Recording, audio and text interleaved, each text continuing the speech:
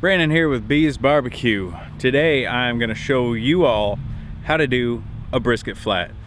It's not that hard and it's really good. My favorite part of the brisket personally.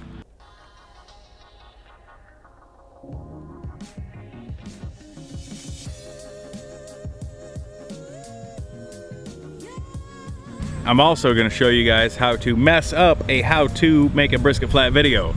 So stick around, it's going to be good fun. And I'll see you guys inside. It's time to start trimming that brisket flat. All right, I'm gonna say good morning, but the first step you wanna do, pardon me, everyone else in the house is asleep because it's 5 in the morning, but the first thing you wanna do is unpackage your brisket in the sink, and then you're gonna rinse it off and get some good paper towel that's not gonna stick to your meat. And you wanna dry it off. You don't want it like dry, but you don't want this soaking wet piece of meat here, and you don't want it dripping with blood. So let's get to the meat. All right, I've got mine on a pan here. You see all the silvery skin here? It's called silver skin. Okay, you're gonna want to take this silver skin off. So you get you a good sharp knife, because you should have a good sharp knife to do all this stuff with. And you're just gonna trim all the fat off of one side. One side's gonna have a fat cap, and you want to leave that on. You're just gonna trim all the fat off of one side. You throw it to the side. You wanna try to get just under that silver skin, but without getting your meat.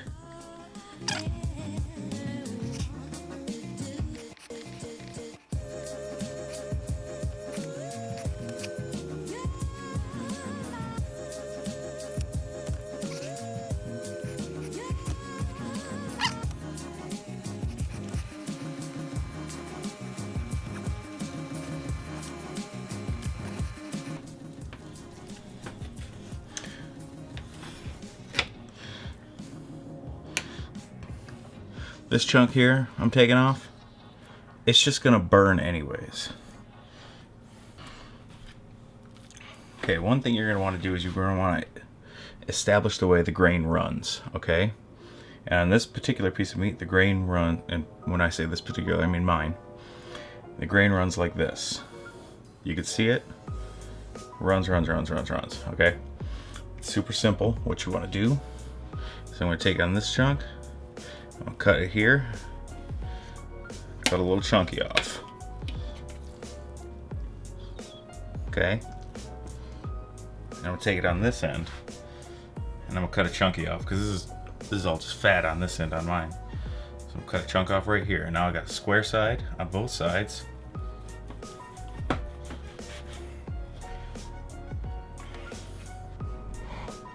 I'm gonna trim that fat cap off because look how thick that is. I'm gonna trim a little bit of that off on that side. But what that does for you is it gives you a spot to start cutting. When you're done cooking, you might not see the grain as well.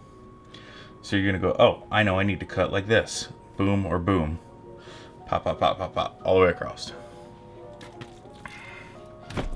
Flip it. And like I said, where that fat cap was super thick, that ain't gonna help you, that's just gonna hurt you. So you wanna trim that down. Generally, you're gonna want your fat cap to be about 1/4 inch to 1/8 of an inch thick. No thicker than that, or else it's just gonna be super fatty and it's not gonna help you at all.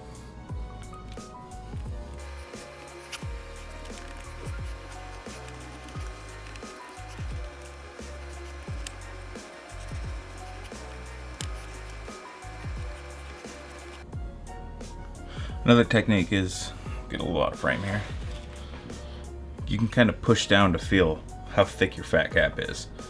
This part right here is real thick, so I'm still gonna trim it.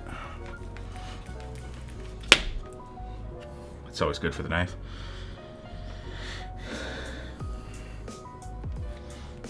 Over here you see it's too thin. They got a little, the butcher got a little too happy right here and here. Well, can't do nothing about that now, can ya? Okay, another thing I'm gonna do is I'm gonna shape it up, because this little flap is just gonna be useless. It's probably gonna burn anyways. So I'm gonna cut this here.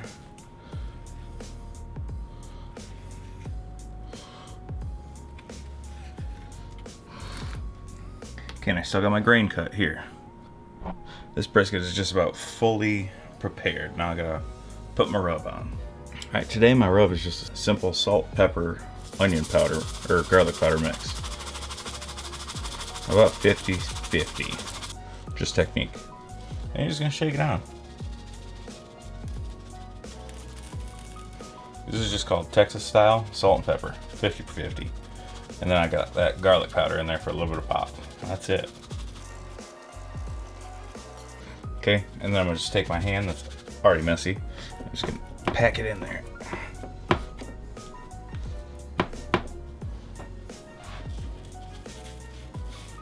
I'm gonna rub it on the sides.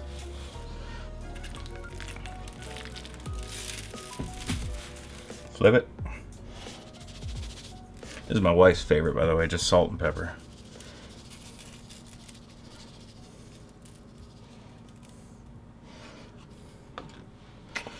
And there you go. She's ready to go on the grill. All right, we're outside. It is, I don't even know what time it is right now. Hold on. 6:30. Getting our pit up to temp here. All right, as you know by now, cooking on my Weber. So I didn't feel a need to break out the whole stick burner and burn that much fuel for one brisket.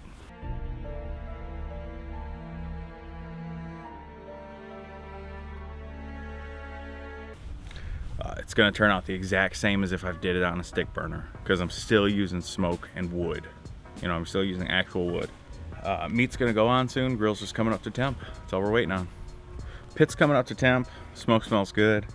What are we at? 220. All right, I'm gonna go ahead and put this thing on. I can't wait too much longer. It's already past 6:30.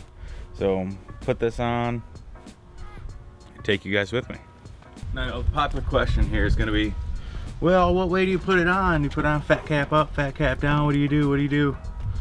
You just put the son of... You just put it on, all right? I put mine fat cap down.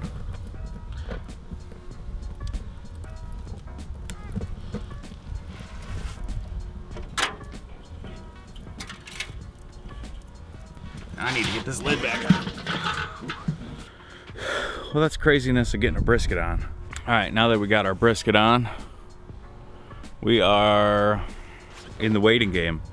All we do is you keep stoking your fire, obviously. You keep your temps up, and we're gonna go from there. I'm gonna show you guys what she looks like here in a little bit. Hardest part's done. Now the second hardest part starts, if that makes sense, which is just maintaining pit temps. I'm gonna try to keep about 230. Brisket is a low and slow, but I want this one done in 12 hours or less, hopefully. It wasn't that big, only, you know, 7-8 pounds at most. It's just a brisket flat. So I'll see you guys in the next update. All right, I come out here to adjust the temp and check on it. It's a little warm, so we're gonna poke at it a little and mess with it, as well as we're just looking at it for the first time. It's been on for about an hour and a half. So that smoke clear out. Oh yeah, she's looking nice. All right, it's time to turn it the other way so that the other side is facing the hot side of the fire.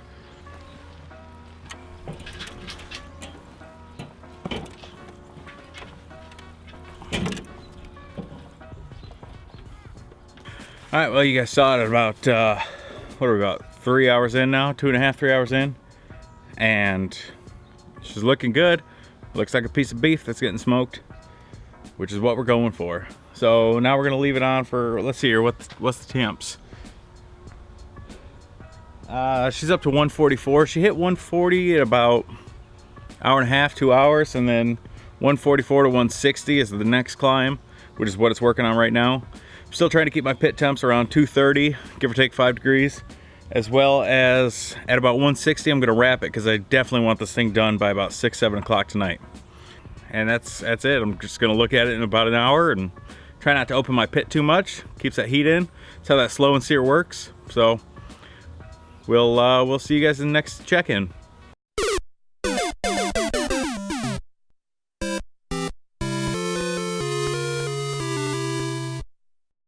All right, what you're about to see is the culmination of my own misjudgment here. Problem I'm having here with my Weber is every time I open the lid to mess with the fire, I lose a lot of heat on the meat. So because briskets are real thin. I should have known better. I thought I could get away with just using the Weber and the Slow-N-Sear. Don't get me wrong, the Slow-N-Sear is awesome on something like a pork butt or a couple of racks of ribs or something like that. But on this 12-hour cook, I knew I should have went with the bigger pit, but I didn't. So now I'm transferring to the bigger pit. So come with me. Got a couple operations that got to go on. I had to get the meat off of here and put it onto here. And then I could get my probes out of here, put them in through my grommet, and then get my drip pan and put it in there as well. So a lot of things got to happen at once. And I don't want to lose all my heat out of the grill I'm transferring to. Let the wind get back. Ooh, it is looking good though.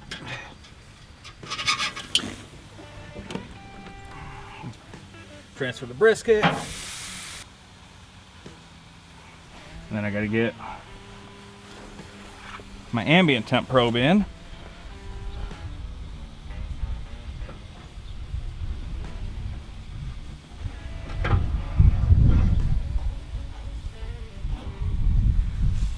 And she's done. All right, just like that. All right, so like I said, that was my miscalculation on pits. I should have went with the bigger pit. I know I should have. You can do a brisket on a Slow-N-Sear. You can. It's just gonna take longer because every time you open the lid to change your fire and mess with your fire, you're also opening your cooking chamber. And I should have known better, but live and learn. My brisket's still doing good. We're sitting at 148 and pit temp's rising. So just gotta regulate this pit real quick, get it to the right temperature, and we're gonna be good to go. Should be an easier cook now on this pit actually. Bigger pits are easier to regulate temps. That's all I got for you right now. Remember to choose the right pit for the job. Now you notice change of apparel. I need access to something with no sleeves so I can get gloves on and off quick. Next thing on our to-do list is I'm gonna wrap it. Okay, we've reached 155, that's how I'm kind of stalling around 155. And that's what we have so far. So we're gonna go ahead and wrap it up. I'm going to double layer. I've got some grill stuff, but I'm not gonna need it. It's gonna be so juicy. Where are we at here? All right. You're gonna want a sheet, a pretty big sheet, so as to set your brisket in. See here, non-stick side. All right. Gonna get one glove on. Hold it. Second glove. I know there's some real step-by-step stuff here, isn't it? All right. Now, seeing as I don't have anything else on the grill, I can just set my wrap right down on the grill. Take my probe out.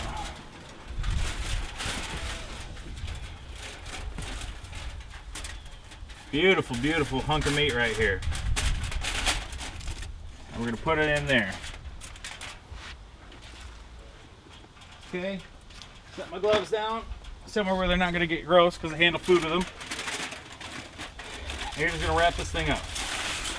You wanna wrap upwards so your juice doesn't leak out, and you wanna wrap decently tight.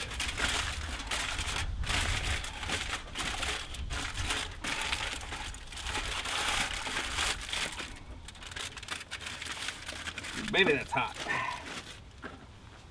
Okay, and I'm gonna put a second layer on to retain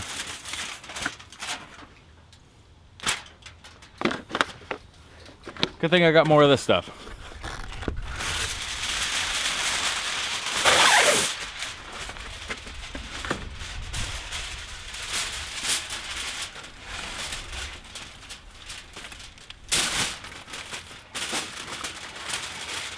I'm gonna do the same thing. I'm gonna wrap up the same way. I don't want to lose any juice out of this.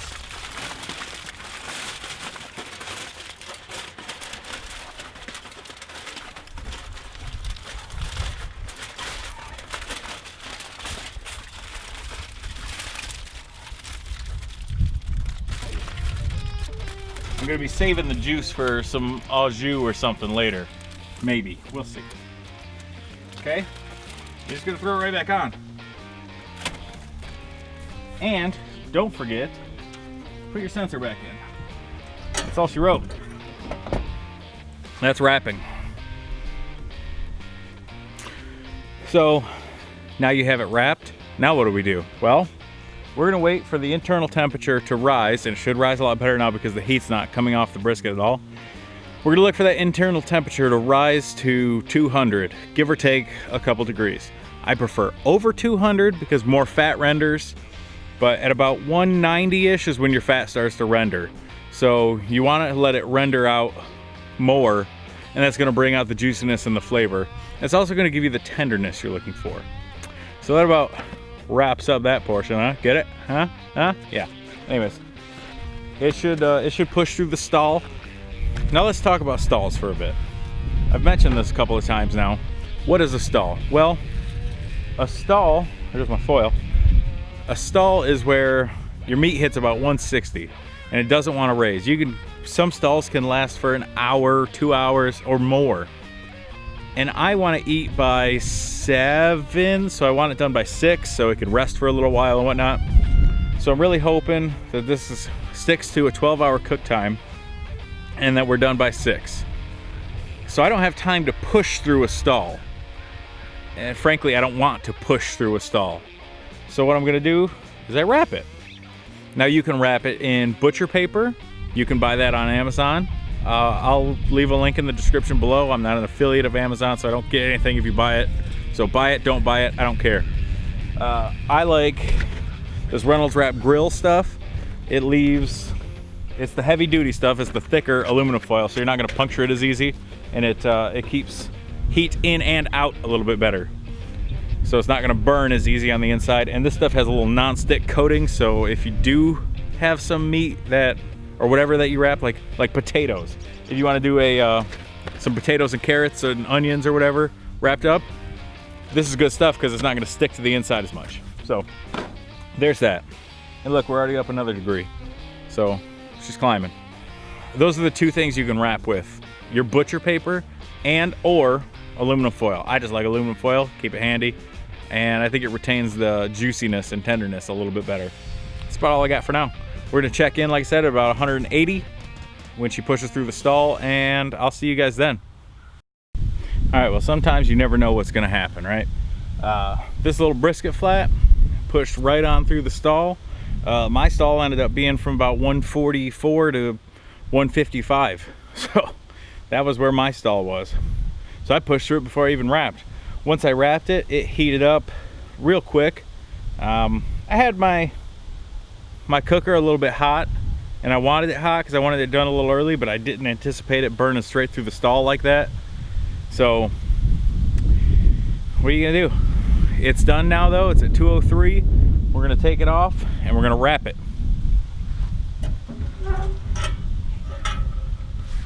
I'm gonna take this out of there, out of the wrapping it's in, and we're gonna put it in its own wrapping because I want to save the juice. It's gonna have plenty of juice. All right, now that I got it wrapped separate, I'm gonna take that juice in and we're gonna use that for either an au jus or make some gravy out of it or something, but we'll think of something to do with it. And then we're gonna take this now, we're gonna wrap it in some towels and put it in a cooler so it can rest for a while. All right, let's see that finished product. Unwrap her a little.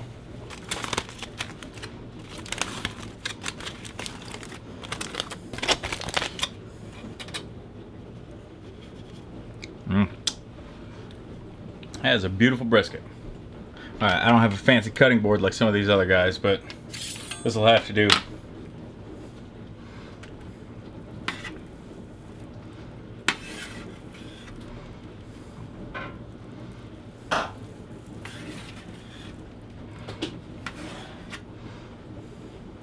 Now, I like a little bit of a thicker slice. As my wife bends over. You guys didn't see it, but that was good timing. She's looking at me now, menacingly. I like a little bit of a thicker slice. I hate it when someone gives you brisket and it's a little tiny ass pencil thin thing. All right, give me another 4 of those, please. Give you guys an idea of the pull here. There's the old floppy brisket test. Classic test right here. Pull. That is good and done. Minimal smoke ring, but that's from the start. Nothing I can do about it. That's good stuff. It's been resting for about 2 hours, but we're gonna try it.